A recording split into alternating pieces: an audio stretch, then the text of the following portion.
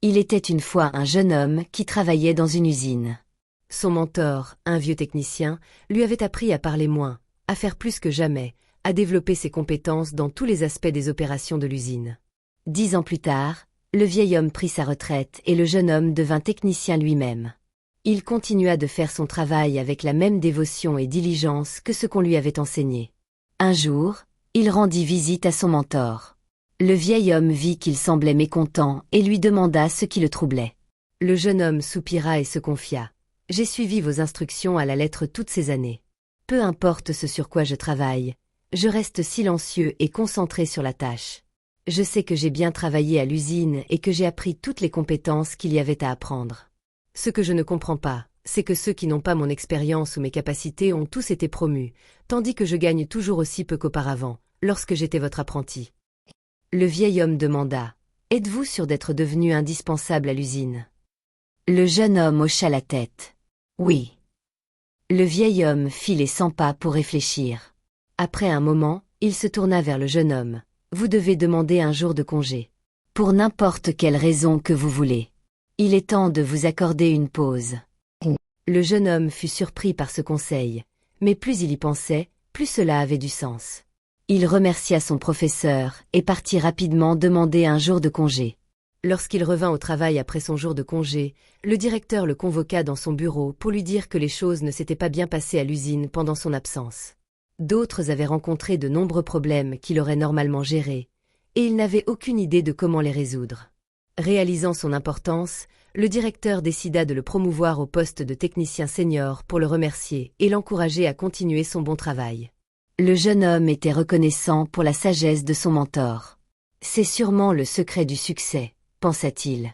À partir de ce moment, chaque fois que le jeune homme sentait qu'il méritait plus que ce qu'il recevait, il prenait un jour de congé. Lorsqu'il revenait le lendemain, la situation s'améliorait à sa satisfaction. Ce schéma se poursuivit pendant des mois. Un jour, le jeune homme découvrit qu'il était empêché d'entrer dans l'usine. À son grand choc, il apprit que son contrat avait été résilié. Il n'en revenait pas. Ne sachant que faire d'autre, il retourna voir son mentor pour essayer de comprendre comment les choses avaient si mal tourné. « Pourquoi ai-je perdu mon emploi ?» demanda-t-il, avec une fierté blessée. « N'ai-je pas tout fait comme vous me l'aviez conseillé ?»« En fait, non. Car vous n'avez entendu que la moitié de la leçon, » dit le vieil homme en secouant la tête. « Vous avez tout de suite compris que personne ne prête attention à une ampoule qui est toujours allumée. C'est seulement quand elle s'éteint que les gens remarquent soudainement qu'ils la prenaient pour acquise. Vous étiez si impatient de mettre en pratique cette compréhension que vous êtes parti avant d'entendre la seconde moitié. » Peu à peu, le jeune homme réalisa qu'il avait peut-être fait une grosse erreur. Quelle était la seconde moitié? Le mentor parla lentement pour faire passer son message. La seconde moitié, plus importante que la première, est de réaliser que si une ampoule s'éteint fréquemment, tôt ou tard, elle sera remplacée par une autre, plus fiable.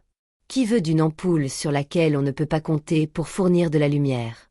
Vous voyez, dans votre vie, avez-vous des amis et des membres de votre famille que vous prenez pour acquis? Ils sont toujours là pour vous. Que se passe-t-il si un jour ils ne sont plus là? N'attendez pas un tel jour pour réaliser soudainement à quel point ils sont importants. Remerciez-les aujourd'hui pour la chance de les avoir dans votre vie. Aussi, ne vous laissez pas être pris pour acquis, mais en même temps, faites votre travail et ne cessez pas tout ce que vous faites simplement parce que les choses ne se passent pas comme vous le souhaitez. Trouvez l'équilibre dans la vie. Et la vie vous récompensera en vous offrant cet équilibre en retour. Voilà pour cette histoire de motivation. Merci d'avoir lu. Et restez bénis.